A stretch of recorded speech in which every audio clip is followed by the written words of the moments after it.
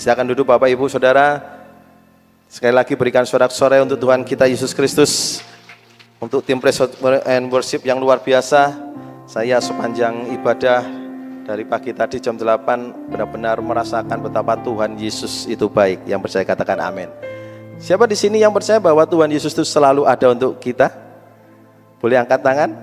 Kasih tahu teman kanan kirinya, Tuhan Yesus itu selalu baik. Yes. Bapak Ibu, 4 hari yang lalu, berarti hari apa ya? Sabtu, Jumat, Kamis, Rabu ya. Hari Rabu itu saya bertemu teman ketika saya ada di Bali. Di sana saya ada proyek, Tuhan percayakan sesuatu yang luar biasa yang nggak pernah saya duga sebelumnya. Saya akan bercerita ini sepanjang nanti kebenaran firman Tuhan disampaikan. Nah, teman saya ini adalah jemaat dari satu gereja di Surabaya. Saya kenal baik dengan teman saya ini, gerejanya juga saya kenal baik, saya pernah melayani juga di tempat teman saya ini. Teman saya ini tiba-tiba telepon dan dia bilang, "Bro, ayo ketemuan. Saya mumpung ada di Bali, kamu kan ada di Bali kan?" Waduh, saya ini jadwalnya padat. Saya di Bali ini bukan untuk berlibur, bukan untuk bermain, tetapi ada satu panggilan, ada calling dari Tuhan. Ada sebuah perusahaan investor di sana meng-hire saya untuk proyeknya, agar proyeknya berjalan sesuai dengan kebenaran firman Tuhan. Dan kalau hari ini kita pujiannya semua dasarnya dari kebenaran firman Tuhan, konektivitas kita dengan firman Tuhan itu nyata. Ya. Bukan khayalan, itu nyata, saya sudah mengalami. Jadi akhirnya oke, kalau gitu maksud saya daripada jauh-jauh di sana ketemuan, kenapa nggak di Surabaya? Toh ya sama-sama orang Surabaya. Akhirnya singkat cerita harus bertemu, akhirnya cerita Bapak Ibu. Kita duduk makan, kita bercerita, dia bercerita tentang kehidupannya, dia merasa, kenapa sih kok saya ini sering dikecewakan orang. Di gereja saya itu, ya gerejanya teman saya itu ya, itu saya melihat hamba Tuhan bisa berdiri di mimbar, bisa nyanyi, bisa memimpin pujian, tapi kehidupannya nggak cocok. Itu udah cocok itu, orang itu naik ke atas mimbar, kehidupannya tidak sesuai. Apa yang diucapkan, apa yang dikotbahkan dengan yang kelakuannya dalam kehidupannya itu enggak cocok. Dia terus berkeluh kesah. Saya berkata, ya itu jalan Tuhan untuk dirimu. Bukan karena orang itu engkau diselamatkan, tetapi karena kasih Tuhan yang menyelamatkan engkau. Bapak Ibu mungkin saat ini sedang mengalami yang namanya sering dikecewakan. Sering ada krisis, ada pertengkaran di kehidupan Bapak Ibu Saudara. Bapak Ibu jangan kecewa. Tuhan itu adalah Tuhan yang adil, yang percaya katakan amin. Dan peristiwa seperti yang dilakukan, yang dialami teman saya itu bukan sebuah peristiwa yang baru dalam kehidupan peradaban manusia. Di Alkitab sudah tercatat dengan sempurna. Kalau kita ini sering disakiti, sering merasa kok hidup ini kok nggak adil sih. Kenapa kok orang jahat selalu diberkati dengan orang baik dan orang baik selalu menderita? Siapa di sini yang pernah punya pikiran gitu? Selain saya. Kenapa sih Tuhan? Kok orang itu diberkati ya? Enggak cinta Tuhan, enggak rajin ke gereja, ya kan? Suka nipu, suka korupsi. Kenapa kok hidupnya selalu berkembang dengan baik? Sedangkan kita yang sering rajin ke gereja, sering ikut doa malam dan sebagainya, kenapa kok hidupku pas-pasan? Mari saya ajak Bapak Ibu Saudara untuk mendalami kebenaran firman Tuhan pada pagi hari ini tentang keadilan dan berkat Tuhan. Ayo sama-sama katakan keadilan dan berkat Tuhan. Kita akan belajar dari kitab Nahum. Ya, kitab Nahum ini jarang sekali Bapak Ibu diberitakan kepada ini sebuah kitab yang luar biasa. Ya, kita belajar dari kitab Nahum yang menubuatkan tentang kehancuran Niniwe. Niniwe ini adalah ibu kota Asyur. Dan di zaman dahulu Bapak Ibu, bangsa Asyur terkenal sangat kejam terhadap tawanan perang mereka. Ya, setelah menyerbu sebuah kota, mereka tanpa mengenal ampun, mereka itu bisa membantai ratusan orang dan mengangkut sisanya ke berbagai bagian kerajaan mereka. Dan ketika mereka mengangkat tawanan perang itu menuju ke tempat pembuangan, di situ makin banyak lagi mereka yang tewas akibat perjalanan yang berat dan melelahkan. Dan para pemimpin kota Bapak Ibu dan bangsa-bangsa yang telah dikalahkan oleh bangsa Asyur itu disiksa tanpa belas kasihan dan akhirnya dibunuh. Dan kalau kita mendengar kata Niniwe, kita ingat siapa Bapak Ibu? Siapa? Yunus. Dan itu memang benar. 1 abad sebelum Nahum, itu Tuhan telah mengutus Nabi Yunus untuk berkhotbah di ibu kota Asyur, yaitu Niniwe. Dan untuk masa yang singkat, orang Asyur itu bertobat dari dosa-dosa mereka. Kalau kita baca di kitab Yunus, bangsa Asyur diberkati Tuhan, tapi sebetulnya Yunus sudah tidak mau. Tuhan, kenapa kok harus engkau tobatkan orang-orang ini? Harusnya engkau binasakan. Orang ini tidak akan pernah bertobat Tuhan, bangsa Asyur. Ngapain aku harus berkhotbah supaya menyelamatkan mereka? Tetapi Tuhan berkata, itu tugasnya Yunus, kamu jangan lari. Memang Bapak Ibu, Yunus tahu pada akhirnya Niniwe akan kembali ke dosanya yang lama. Niniwe pun akan dihancurkan oleh Tuhan. Dan ini kisah Niniwenya bersambung di kitab Nahum. Jadi Nahum ini kelanjutan dari kisah Niniwe ya di kitab Yunus. Apa sih yang dapat kita pelajari di kitab Nahum ini? Yang pertama Bapak Ibu yang dikasih Tuhan, Tuhan itu menegakkan keadilan atas kejahatan dan penindasan. Ayo semua sama-sama kita katakan ya. Tuhan apa? Menegakkan keadilan atas kejahatan dan penindasan. Ya, poin yang pertama, Tuhan menegakkan keadilan atas kejahatan dan penindasan. Kita baca di Nahum 1 ayat yang ketiga. Ya, Nahum 1 ayat yang ketiga. Tuhan itu panjang sabar dan besar kuasa, tetapi Ia tidak sekali-kali membebaskan dari hukuman orang yang apa Bapak Ibu?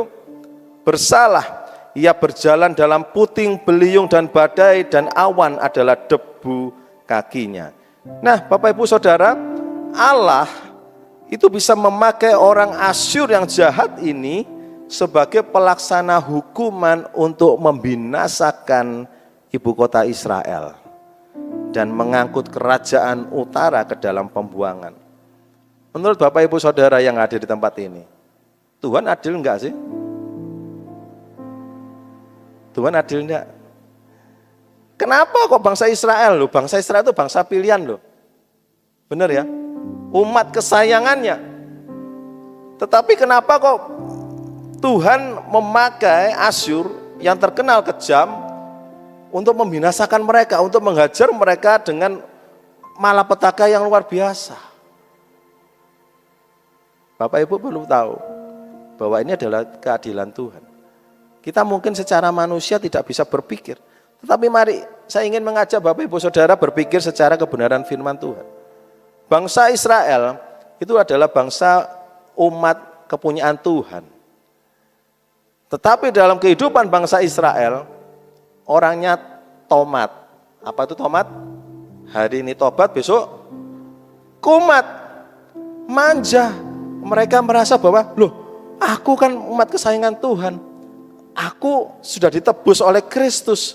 Tuhan begitu sayang kepadaku, aku sudah ditebus dengan darah Kristus dengan cuma-cuma. Ya kan enggak apa-apa, aku berbuat dosa lagi, besok aku tobat. Tapi aku berbuat dosa lagi, besok apa? Tobat. Dan itulah yang terjadi sepanjang sejarah bangsa Israel. Itu sebabnya Tuhan berkata apa? Ini enggak bisa diterus-teruskan seperti ini bangsa Israel. Harus dihajar dengan keras supaya mereka bisa mengerti bahwa kehendak Tuhan itu yang terutama dalam kehidupan mereka. Itu sebabnya mau tidak mau keadilan Tuhan harus berjalan. Bangsa Israel harus masuk dalam pembuangan, harus masuk dalam siksaan dari bangsa Asyur. Untuk supaya apa? Supaya egoisme dirinya ini loh dibuang di hadapan Tuhan. Yesus pun juga demikian Bapak Ibu. Yesus juga menunjukkan keadilan Tuhan dalam menghadapi kejahatan, dalam menghadapi ketidakbenaran dalam kehidupan ini. Dalam Matius 21 ayat 12 sampai 13, Yesus itu masuk ke bait Allah dan melihat para pedagang serta penukar uang yang memanfaatkan tempat suci untuk keuntungan mereka. Apakah terus Tuhan Yesus berkata, oh ya enggak apa-apa, kamu boleh dagang di bait suci dan sebagainya? Apa yang dilakukan Tuhan ketika bait suci dijadikan perdagangan? Apa Bapak Ibu? Tuhan marah. Tuhan membalikkan meja-meja perdagangan, dibalikkan semua, diporak-porandakan. Karena apa? Karena Tuhan tidak mau bait Allah ini dicemarkan oleh nafsunya mereka. Bapak Ibu, berapa banyak sering dalam kehidupan kita merasa bahwa tubuh kita ini adalah milik pribadi. Sadarkah kita bahwa tubuh kita ini adalah bait Allah yang kudus? Kalau Bapak Ibu mengalami sebuah tantangan, sebuah penderitaan yang tidak kunjung habisnya, itu seperti bangsa Israel yang egoismenya masih ada dan harus diserahkan ke bangsa Asyur.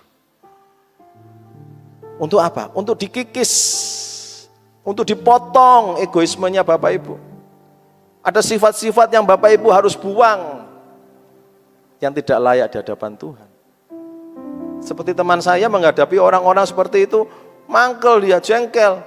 Lu kok bisa dia naik mimbar, kelakuannya tidak sesuai.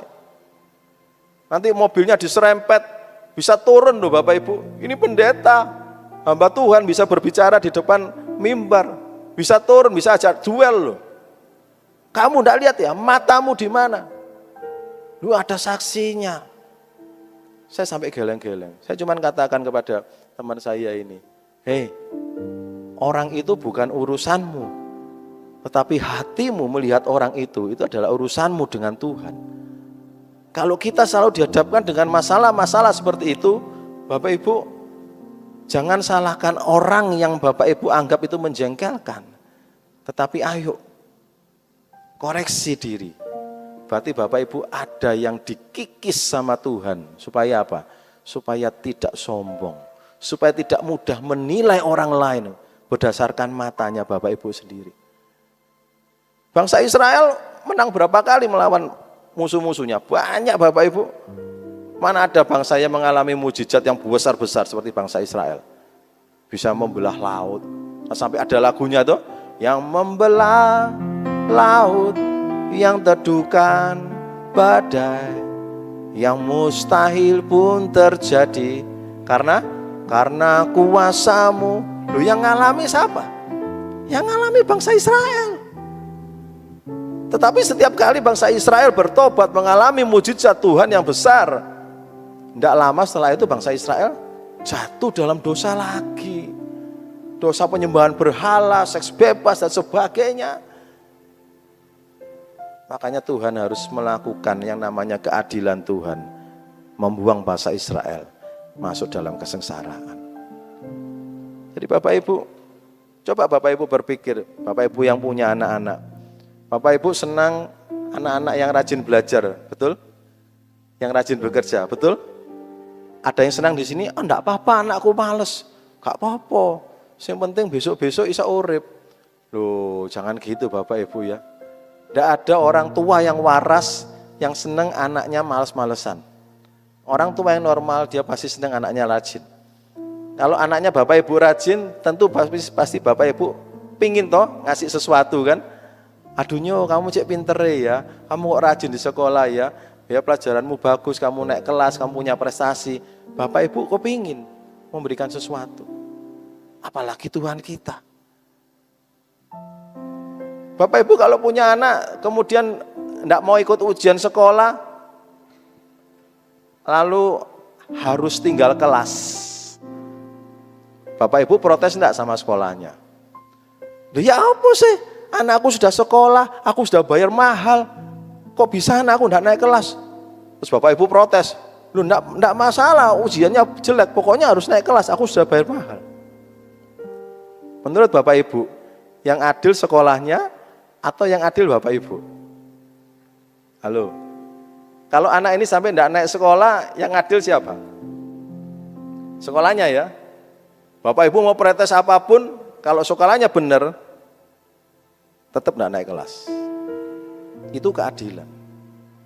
Jadi jangan merasa kita ini sekali-kali terus merasa kok diri kita nih karena mampu, berani bayar mahal, terus kita bisa mengatur-ngatur Tuhan dalam kehidupan kita. Justru harusnya yang menjadi koreksi, yang menjadi center dalam kehidupan kita adalah standarnya Kristus. Apakah Kristus sudah kita senangkan dengan kehidupan Bapak Ibu Saudara? Ketika seperti teman saya tadi jengkel melihat orang lain, apakah dengan kejengkelan itu teman saya itu bisa menyenangkan hati Tuhan? Setiap kali datang ke gereja lihat orang itu mangkel Bapak Ibu. Nanti orang-orang itu khotbah dia tidak mau datang. Katanya tidak cocok orang ini khotbah. Yang diomong ambil dilakukan nggak cocok, aku tidak mau datang. Lihat Bapak Ibu. Secara tidak langsung, teman saya ini cari Tuhan apa cari manusia? Halo? Cari siapa? Cari manusia. Tuhan tuh bisa memakai 1001 macam cara untuk mengikis keegoisan, untuk mengikis karakter Bapak Ibu yang tidak sesuai dengan kehendak Tuhan. Jangan pernah Bapak Ibu mangkel karena orang lain menyakiti Bapak Ibu. Kalau itu terjadi, artinya Bapak Ibu sedang dibentuk karakternya agar sesuai dengan kehendak Tuhan. Yesus loh. Saya kemarin chatting sama teman saya yang lainnya. Iya ya ini loh, ada satu pendeta sering berdebat dengan saudara seberang kita. Luar biasa dia ya. Gitu tuh loh ya, kok masih banyak yang musuhin dia. Dia kan sesuai dengan kebenaran firman Tuhan. Saya cuma menjawab, lu kok jangankan pendeta itu ya. Yesus saja lo dimusuhi ya. Yesus itu yang punya dunia, yang menciptakan dunia, yang punya surga, yang menciptakan manusia.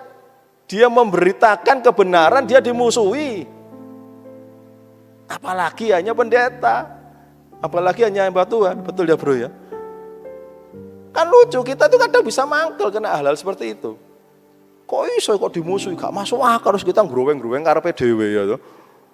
Ya memang saya lek ngroweng karepe dhewe, kalau karepe wong liya ya tambah ruwet ya Bapak Ibu yang ngroweng karepe dhewe. Tapi Bapak Ibu, ketika kita dihadapkan dengan masalah seperti itu, karakter Bapak Ibu sedang dibentuk oleh Tuhan. Mau enggak Bapak Ibu tidak menilai orang itu berdasarkan hatinya Bapak Ibu? Mau enggak tetap kita memandang Yesus? Yesus ditolak, Yesus dihina, Yesus diusir, mau diajak berantem. Apa yang dilakukan Yesus? Minggir Yesus. Dia tetap memberitakan kebenaran firman Tuhan. Tidak diladeni Bapak Ibu. Berapa banyak Bapak Ibu yang sudah mempraktekkan kebenaran itu dalam kehidupan Bapak Ibu? Kalau Bapak Ibu keserempet, yang pertama kali keluar dari mulut siapa? Apa? Matamu gitu orang Surabaya tuh. Atau 3 huruf itu. ASU gitu gitu. Masu gitu. Ayo, kalau di gereja pasti enggak berani ngomong gitu ya. Di gereja haleluya, shalom, sampai luar po. Nanti ya sampai luar ya, jangan Bapak Ibu lupa ya, haleluya, shalom, salam, selamat pagi, Tuhan Yesus berkati, sampai luar. Setannya yang berkuasa. Anjing kau, oh anjingnya wedus gitu. Saya tuh sampai ya geleng-geleng Bapak Ibu ya. Jemaat di gereja, salah satu gereja besar di Surabaya, di mall. Ya saya tidak perlu sebutin ya, dan Bapak Ibu jangan usah kepo. Mall diunel enggak usah ya Bapak Ibu. Wah rajin loh. Ibadah. Pulangnya macet, enggak bisa keluar. Bel-bel. Saya sampai geleng-geleng. Ini siapa nih? Sampai dibuka. Jalan ini macet gitu. Saya lihat, loh, ini gila asyirnya tadi. Lihat Bapak Ibu. Itu baru keluar dari gereja, baru memuji Tuhan, asyir. Tidak ada beda dengan bangsa Israel ya Bapak Ibu ya. Itu sebabnya Bapak Ibu, ayo pagi ini kalau Bapak Ibu mengalami seperti bangsa Israel, dihajar oleh Tuhan dengan bangsa Asyur yang kejam, ayo kita bertobat sama-sama. Saya juga seperti itu. Saya orangnya seorang yang keras. Semua harus on the rules. Semuanya harus ada aturannya, harus baku. Kalau salah ya katakan salah, kalau benar katakan benar. Tetapi Tuhan memproses 10 tahun. Jadi orang yang benar-benar bisa memahami orang. Yang benar-benar bisa, oh ini loh maunya Tuhan. Kalau Bapak Ibu ingin jadi orang yang sabar, jangan pernah berharap Bapak Ibu tidak ditemukan dengan orang yang jengkel. Semakin Bapak Ibu berdoa, Tuhan jadikan aku sabar, jadikan aku sabar. Besok pasti Bapak Ibu ketemu orang jengkelin Bapak Ibu. Loh itu benar. Tapi jangan terus marah. Loh Tuhan aku kepingin jadi sabar, kok engkau hadapkan aku dengan orang yang menjengkelkan. Loh katanya mau jadi sabar. Loh ini sebuah cara bagi Tuhan untuk saudara menjadi sabar. Kalau Bapak Ibu Saudara yang sudah menikah ya dengan suami istri, wow dulu katanya cinta sejati, ya kan, kemana-mana dianterin waktu pacaran.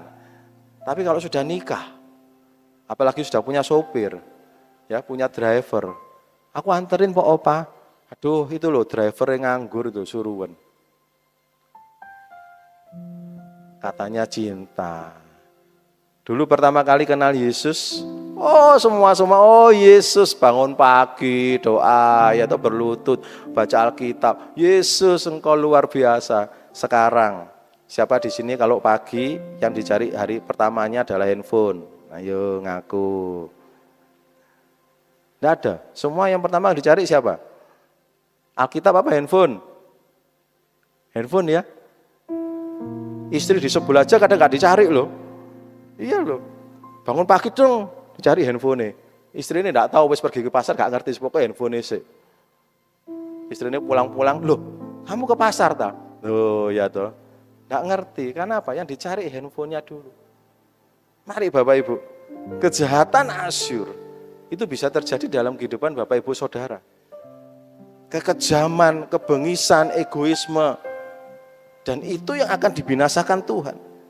Jangan mangkel. Tuhan tidak akan membiarkan kejahatan dalam kehidupan saudara dan saya. Dan Tuhan akan memproses sifat yang tidak berkenan, akan merombak paksa kehidupan Bapak Ibu Saudara. Agar apa? Agar sesuai dengan kehendak Tuhan.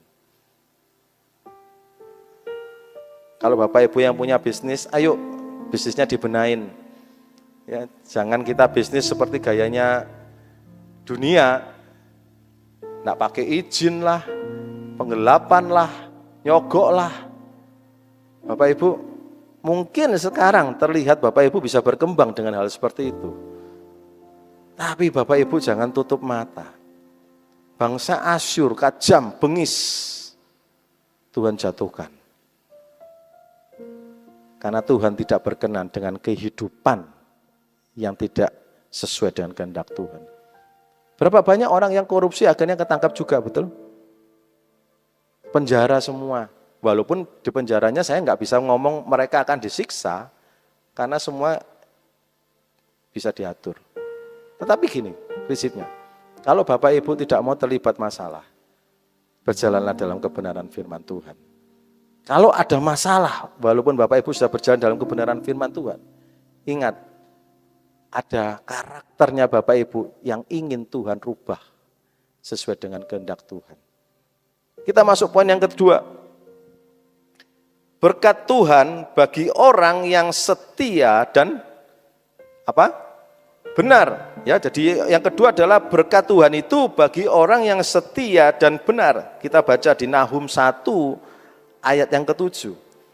Nahum 1 ayat yang ke-7.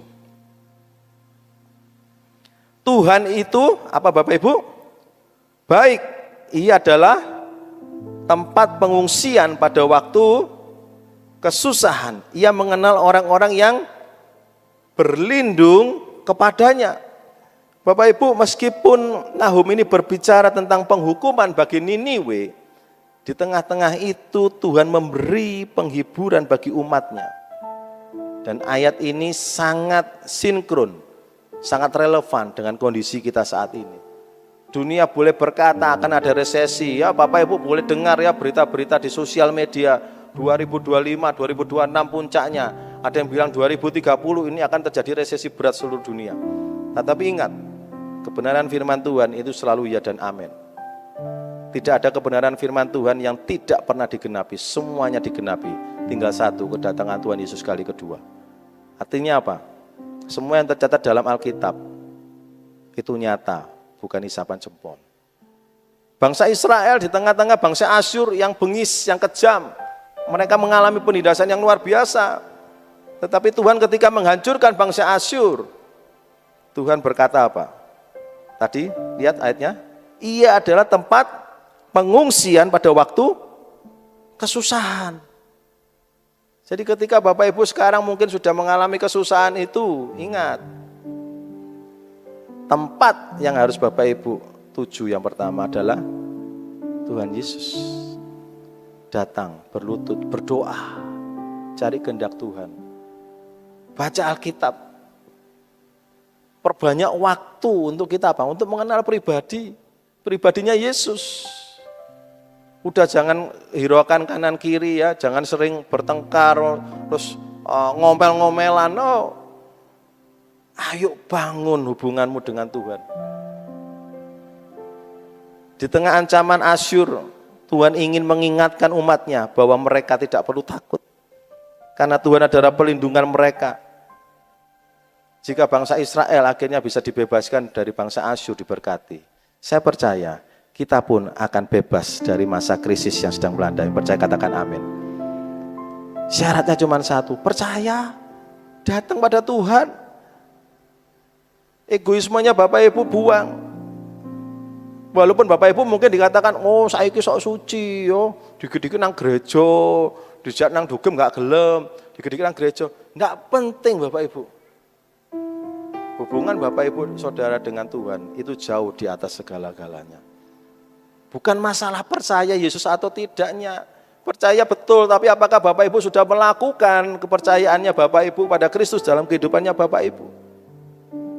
Firman Tuhan mengatakan apa? Berbahagialah orang yang bukan hanya mendengar kebenaran firman Tuhan, tetapi juga melakukannya. Yesus juga mengajarkan kepada murid-muridnya, mereka yang setia kepada Tuhan akan diberkati. Ya, Matius 5 ayat 5 sampai 6, Bapak Ibu tidak usah baca, saya akan bacakan untuk Bapak Ibu. Berbahagialah orang yang lemah lembut, karena mereka akan memiliki bumi. Berbahagialah orang yang lapar dan haus akan kebenaran, karena mereka akan dipuaskan. Kalau Bapak Ibu itu senengnya itu hanya ayel-ayelan, nyinyir-nyinyiran, hatinya Bapak Ibu itu tidak akan pernah dipuaskan melihat orang. Percaya deh Bapak Ibu. Setiap kali Bapak Ibu membangun emosi negatif dalam kehidupannya Bapak Ibu ya, kelihatan orang sedikit Bapak Ibu pasti akan dikecewakan. Kok ngono ya, kok ngene ya. Bapak Ibu akan mudah dikecewakan.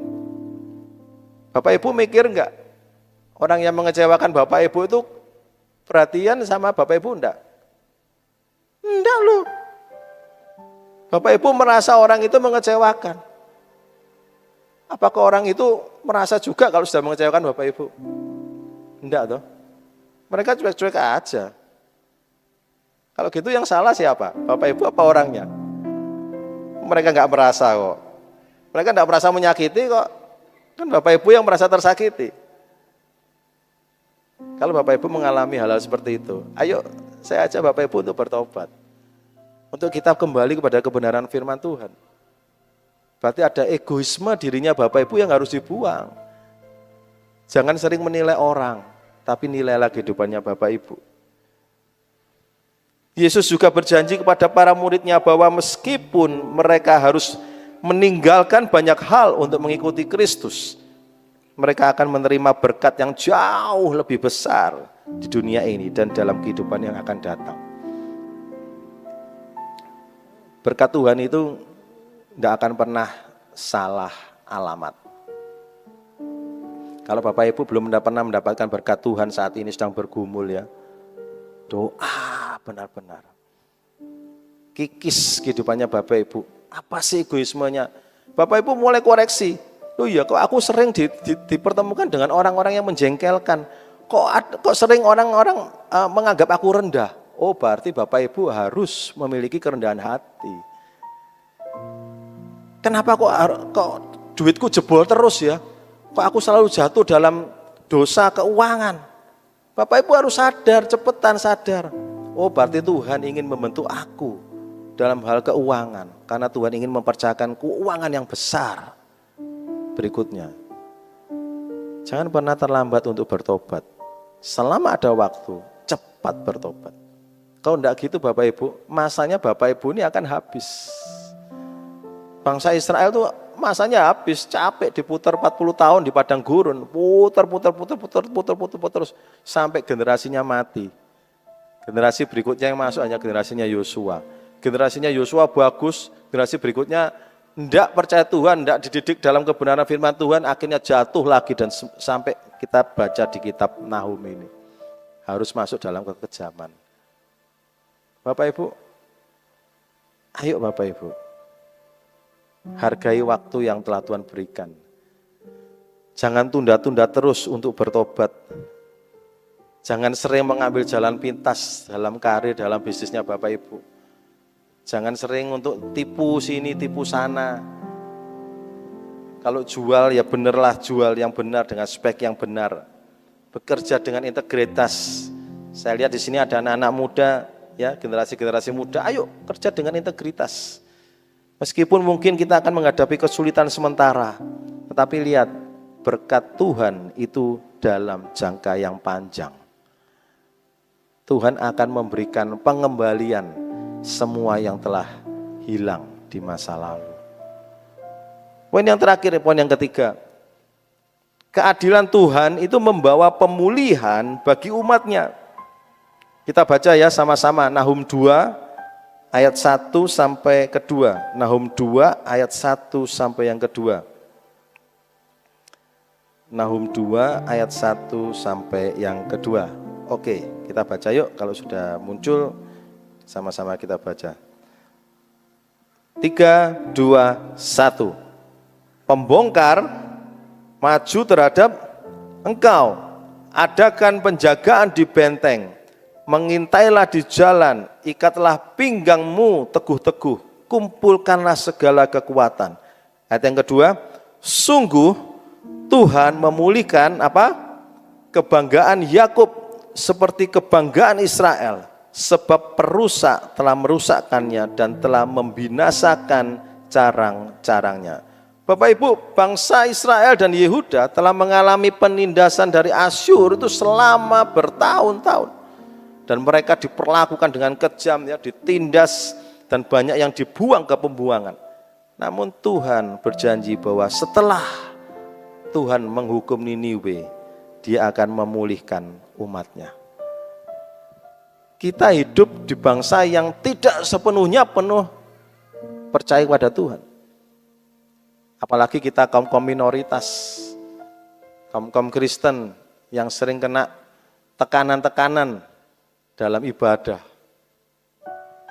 Ini mirip dengan kehidupan orang Israel di pembuangan Niniwe. Tuhan tidak pernah tinggal diam. Lihat tadi ayatnya ya, Nahum.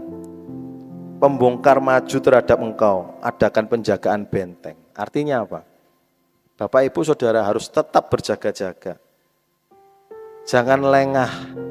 Jangan kita harus santai-santai.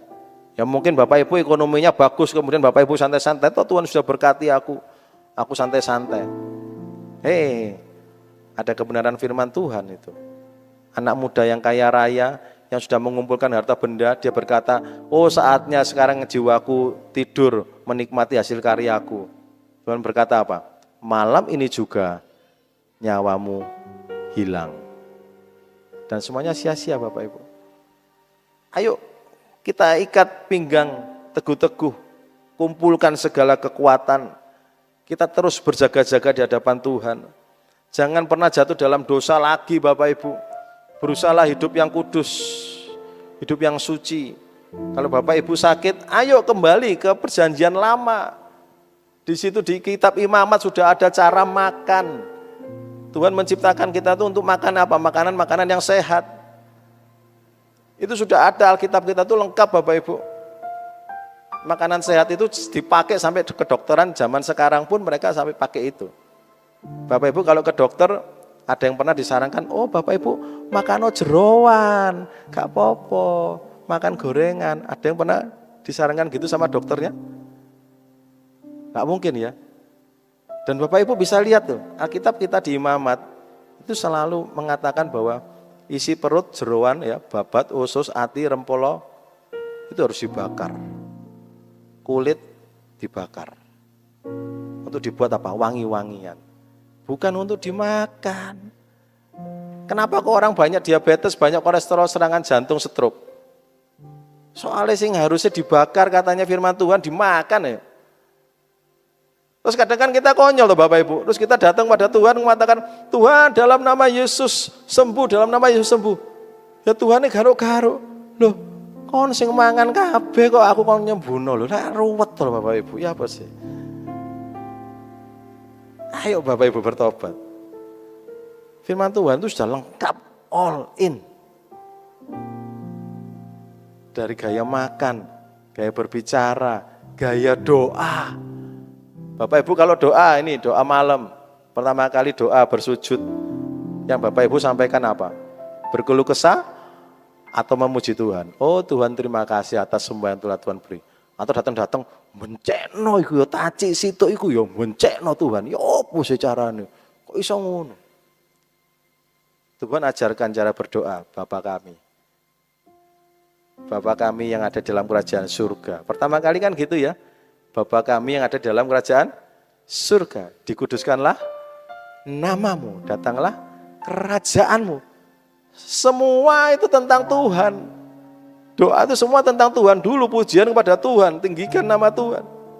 Baru di terakhir-terakhir doa Bapa kami mengatakan, janganlah membawa kami ke dalam pencobaan. Tuhan ampuni aku mungkin jatuh dalam pencobaan, aku jatuh dalam dosa.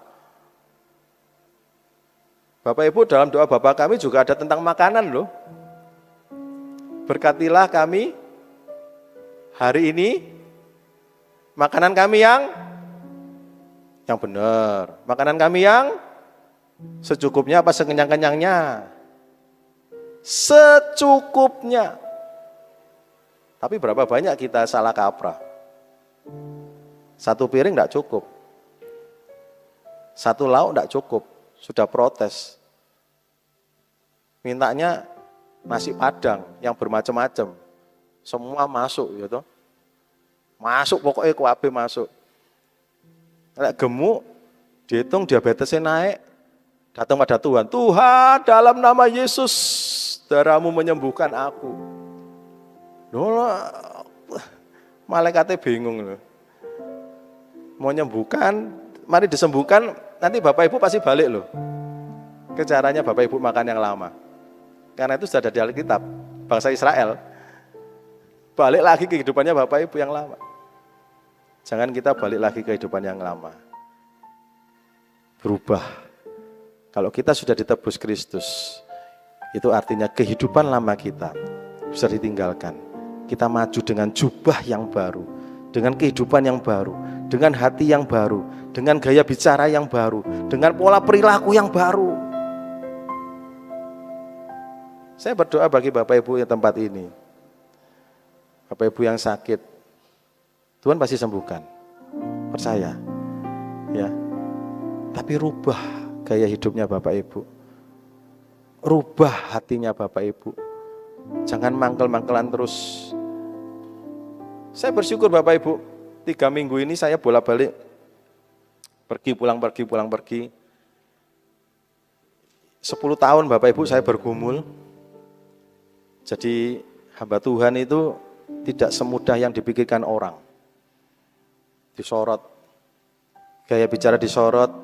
Nanti kalau gaya bicaranya masuk kantong gini, pikirnya kok gurui, guaya pol, sombong lah dan sebagainya.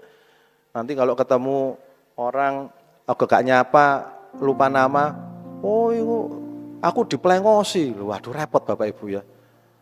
Nanti kalau hamba Tuhan gemuk sedikit, katanya gak pernah puasa. Ya kan? Nanti kalau kurus katanya gak diberkati, ya kan? Nanti bajunya pancet aja, Loh ya toh, hamba Tuhannya kekurangan baju. Nanti mobilnya gak ganti-ganti. Loh, jarine Tuhan itu maha kuasa, mampu mengadakan mujizat. Loh, mobilnya kok pancet lama. Nanti kalau mobilnya ganti-ganti, loh hidupnya keduniawian. Loh ruwet Bapak Ibu ya. Saya mengalami banyak Bapak Ibu ya. Pelayanan diiri orang, ya pernah. Saya membantu anak-anak muda jadi entrepreneur, dikatakan, oh Pastor Bani ini membuat anak-anak muda tidak mau melayani Tuhan. Oh ada ya Bapak Ibu. 10 tahun itu kayak dicacah-cacah, hati ini sampai sakit, pedih. Makanya kalau ada lagu yang sakitnya tuh di sini loh, itu saya ngalami Bapak Ibu. Terus wong kok ngene kok dibanding-banding ke, wah itu ngalami juga. Saya sampai nangis toh Bapak Ibu. Saya sampai ngomong sama istri saya, kalau enggak karena Kristus yang nebus, saya mungkin sudah bunuh diri. Tekanan itu berat Bapak Ibu. Tapi karena Kristus yang sudah menebus saya, nyawanya gantikan nyawa saya tidak mau mengecewakan Kristus. Saya cuma berkata gini pada istri saya, kalau Tuhan tidak menolong, saya pun tidak akan mengecewakan Kristus. Harus tetap terkoneksi dari Tuhan, tetap hubungan kudus. Difitnah, diserobot pelayanan, digeser pelan-pelan, itu makanan Bapak Ibu. Mau pelayanan, naik mobil pagi-pagi Bapak Ibu, sudah doa, sudah menyembahan, tidak terlambat. Di tengah jalan diserempet moge Bapak Ibu, di Rayang Gubeng.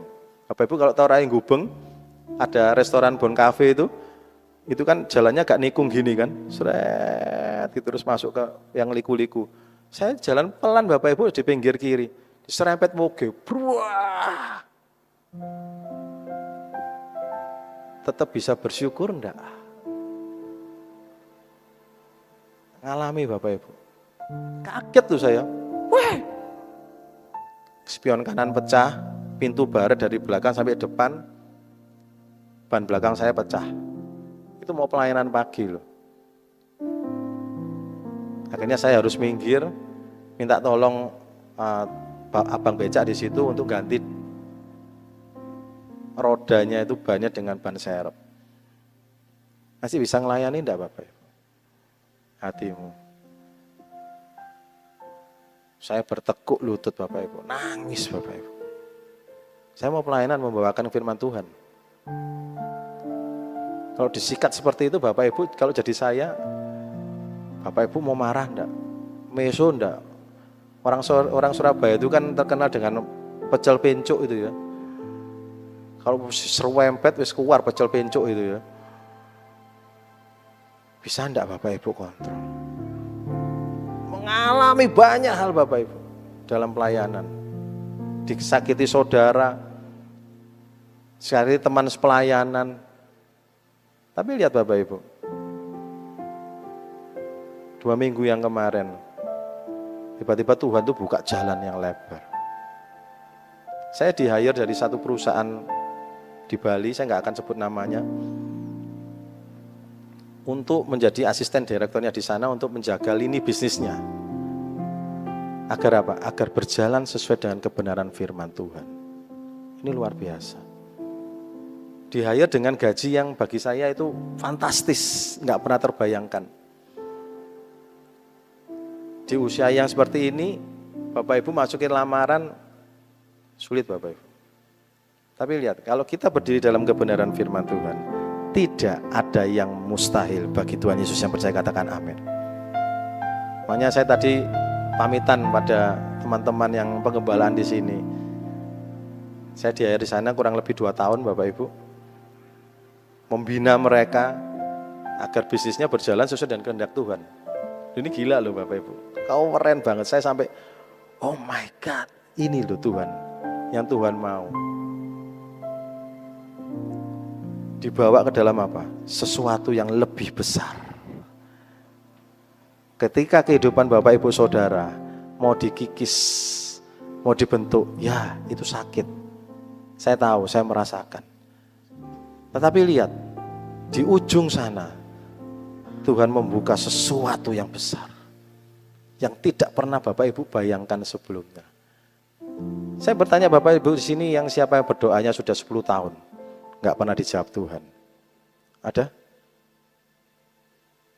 3 tahun nggak dijawab Tuhan? Nggak ada? Ya udah, saya rubah. Siapa di sini nggak pernah berdoa? Angkat tangan. Jangan pernah berhenti berdoa. Keadilan Tuhan dan berkat Tuhan itu ada. Saya ngalami. Nah, kalau saya mengalami dengan Tuhan Yesus, saya percaya Tuhan Yesus yang sama akan memberikan jalan keluar bagi kehidupan Bapak Ibu Saudara yang percaya. Katakan amin. Berikan sorak-sorai bagi Tuhan.